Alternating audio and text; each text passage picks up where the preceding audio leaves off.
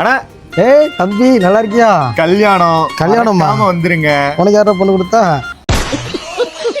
கல்யாணம் பண்ண போறியா? வீட்டுல சோஃபா இருக்கா? யார் சாமி இவன்? அது வாங்குறதுக்கு தான் நான் பிடிசி நிச்சயம் வந்திருக்கோம். அப்படியா?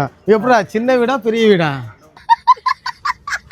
இல்ல எனக்கு புரியல. இல்லடா சின்ன வீடா இருந்தா நம்ம கொடுக்குற 5500 சோஃபா போதும். பெரிய வீடா இருந்தா அந்த 10500 சோஃபா தேவைப்படும். அதையும் காட்டிடுறேன். கொஞ்சம் சின்ன வீடு தானே. கொஞ்சம் கண்ணா நீ கேட்ட தெரியுமா சின்ன வீட்டுக்கான சோஃபா? அந்த சோஃபா தான் இந்த சோஃபா. இல்லண்ணே பெரிய வீடு சோஃபா 10 ரூபா. ஒன்றும் பிரச்சனை இல்லை. இது கூட 2 சிங்கிள் போட்டால் பெரிய வீட்டு சோஃபா வெறும் 10500 தான் நம்ம பிடிசில. சரி சோஃபா பார்த்துட்டேன். கல்யாணத்துக்கு கட்டிலாம் வாங்கிட்டியா? அண்ணா அது இல்லாம எப்படின்னா இதுதான் அண்ணனோட பிடிசி ஸ்பெஷல் கட்டில். இந்த கட்டில் என்னதான் ஏறி குதிச்சாலும் ஜம்மி நல்லாவே இருக்கு. இது என்னது? அதாவது எப்பவுமே பெரிய மனுஷங்களுக்கு மட்டும் தான் சோஃபா பார்த்துருப்பீங்க. ஆனால் நம்ம பிடிசில பிறந்த குழந்தைக்குமே சோஃபா உண்டு. பிடிசில வெறும் 5000 ரூபாய்க்கு தரம்பா. பிறந்த குழந்தைக்கு மட்டும் இல்லை வளர்ந்த குழந்தைகளுமே உண்டு. அதான் இந்த சோஃபா. சரிங்களா?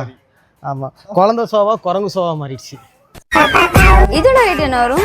இதோட ரேட்டா இல்லை இதோட ரேட்டா? இதோட ரேட் இதோட ரேட்டு பார்த்தீங்கன்னா வெறும் 4500 ரூபாய்க்கு தரமா. இந்த சோஃபா வாங்கினா இது ஃப்ரீ. பிறக்க போகிற குழந்தைங்களாம் சோஃபா வாங்குறியா? உனக்கு பெத்தவங்களை மறந்துட்டியப்பா. இது பார்க்க சாதாரண ஹாலில் போகிற சோஃபா மாதிரி தானே இருக்கு.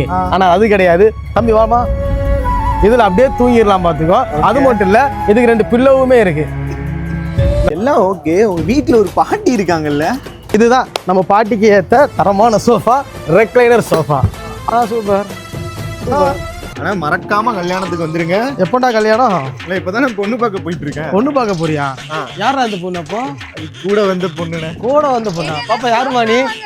சோஃபா அவங்க கூட நம்ம வேலை உனக்கு.